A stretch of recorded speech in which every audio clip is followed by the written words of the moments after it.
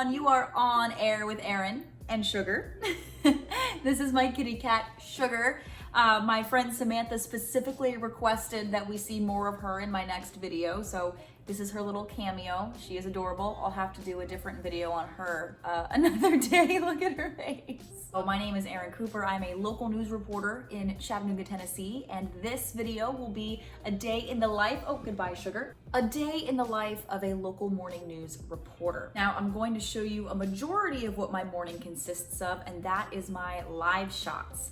I do 8 live shots for our 4 hours of news that we do between 5 a.m. and 9 a.m. And this day was a particular treat because I got to do 2 different topics. I did a harder news story for the first 2 hours of news for 5 and 6. And then I got to do some fun lifestyle-oriented live shots for 7 through 9. That's my personal favorite. My goal is to be an entertainment reporter one day. All right, let's hit it. Good morning all, and as you can see, this lighting from the laptop coming up on my face is not at all flattering for the very visible bags under my eyes this morning. It is 3:56 a.m. and we are reporting. One of the biggest misconceptions about what journalists do that I have found is that people don't know that we write our own scripts. Today looks a little different. I will not be going into the news station to write my first set of live hits. I will actually be writing them from home and will meet my photographer at that live location. I write 2 sets of live hits. I write one for the hour, top of the hour, and one for the half hour. So 5, 5:30, 6, 6:30, and so forth. I do that by going through a combination of web stories that we have. Right now I'm looking at 3 different ones. My topic this morning is the spike in cases at nursing home facilities in Tennessee. We'll go ahead and get these written and I will show you the format of how those look once I'm finished. So using those stories that I showed you, I put together this script.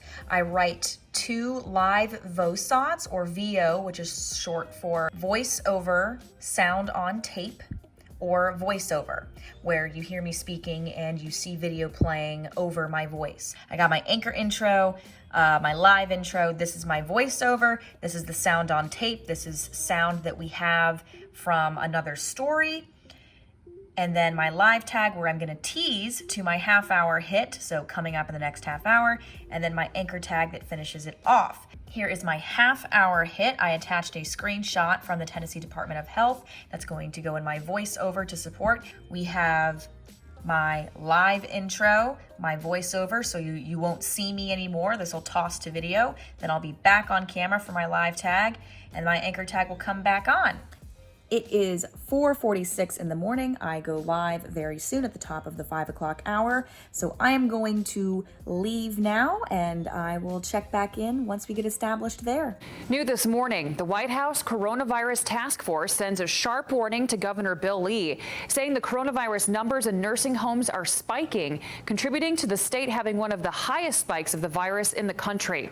Erin Cooper joins us live from Life Care Center of Collegedale to explain the adjustments that the nursing home has made. Good morning to you, Erin.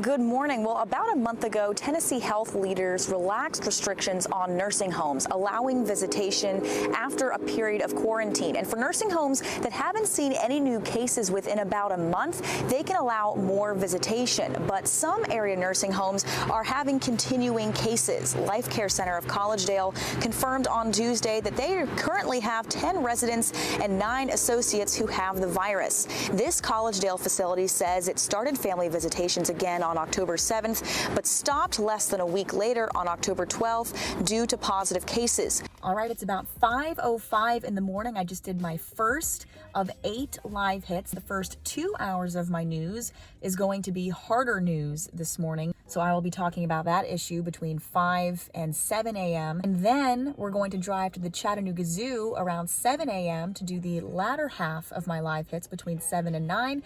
Today is Reptile Appreciation Day. So we're going to go appreciate some reptiles and teach the community about those cool animals. In between my live hits, I usually have between 15 and 20 minutes, depending on how they space out, which is usually pretty evenly. I'll be catching up on email, catching up on social media. Because I have to go to bed so early, I try to be in bed between 7 and 7:30 p.m. at the latest each weeknight. I miss a lot of what happens when the rest of the world gets off work and life happens. Something that I find fascinating about the morning shift that took me a little while to kind of realize, but it also feels kind of cool, is because we go to bed before most people, before a lot of people do, we wake up and just in the life of any news reporter, you have to become an expert on a new topic, most likely every day. You have one day to become an expert on part of a topic, a detail of a topic, or a broad overview of a topic, which is much easier said than done. I'll have 45 minutes to condense the information that my wonderful managers help me find beforehand. I have to look through it. I have to write something that makes sense, and I have to make it short. My live hits can't really be more than about a minute long. With the pandemic going on, of course, I know that I'll come into work, and a lot of times I know I'll be talking about something coronavirus related, but whether it's statistics or a new ordinance or an update nationally, an update locally, I have to get up to date on all of these statistics very quickly, and do that at 3:30 in the morning when the human body isn't built to function, at least not function normally to the high caliber that I need to make sure that I'm functioning at, so that I'm giving you correct, concise, clear, accurate information in an energetic and interesting way so that you want to listen. Mad respect for any journalist, any local journalist, especially those morning folks though, who have to do everything right, but do it in the dark and do it very early in the morning and very quickly. We're getting ready to do live hit number 3 of the morning. Evan is setting up the camera.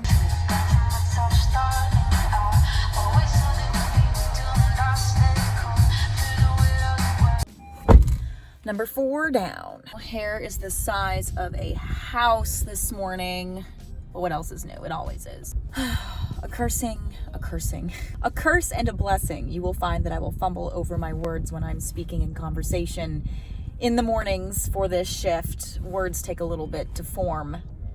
We are headed across town now for my second assignment for the day. We're gonna go look and learn about some scaly, slithery friends at the Chattanooga Zoo. Reptar going in for the kill with the camera. I like this thing. I don't know what it is, but I like it. Look at that. Exploring. That's so fun. October 21st is National Reptile Awareness Day. It's a day that promotes education, conservation, and appreciation for all reptiles, Greg. I am so scared to know what Aaron Cooper's holding this morning, so Aaron, take it away. Hey guys, well, we've taken it down a level. We're on the ground now, and we're here with Reptar, who is a creature that I've actually never heard of before. Tell us about him, Kate. Yeah, so this is a Reptar, our Argentine black and white tegu. So this is a lizard that you'd find in South America. There are several different types of tegus, but this is by far the most common one. These guys are actually pretty common in the pet trade. You'll often hear of them, people talking about them being almost dog-like in their behavior, because they are rather friendly. And Aaron, I'm not sure if they told you, I'm not a big fan of snakes. Okay, Greg, well, that's fine because we don't have any snakes this hour, but we do have this adorable little turtle. I am joined by Kate Gore, one of the reptile keepers here. Good morning, Kate. Good morning. All right, tell us about Chupacabra here. What a fun name. Yeah, this is a Rhode Island snake-necked turtle. So these guys are critically endangered, and this one's just a young one. He was actually hatched a year ago. Good morning, Aaron.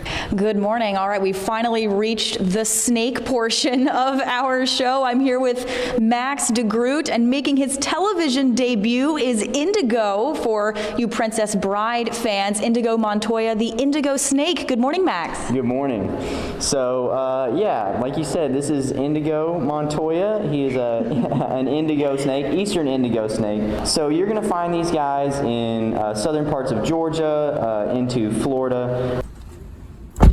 All right, and that is a wrap on our morning live shots. Look how shiny my face got underneath that mask. We had such a fun time at the Chattanooga Zoo appreciating reptiles. And now we're gonna head back to the station, and I'm going to put together a recorded version of those nursing home stories that you first saw. And Evan, see, there pulls out Evan. He's gonna meet me back at the station. And then I'm going to plan some stories and some more fun live shots like these for the rest of the month and a little bit for next month too. Whoop.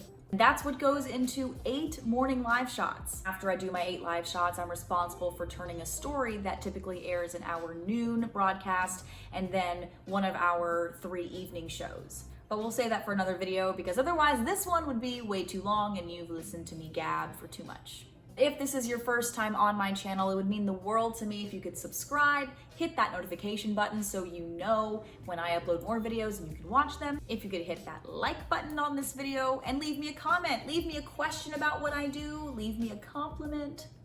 Nice things only, please. And we're going to do a lower leg kick because I'm wearing a skirt. Thanks for watching.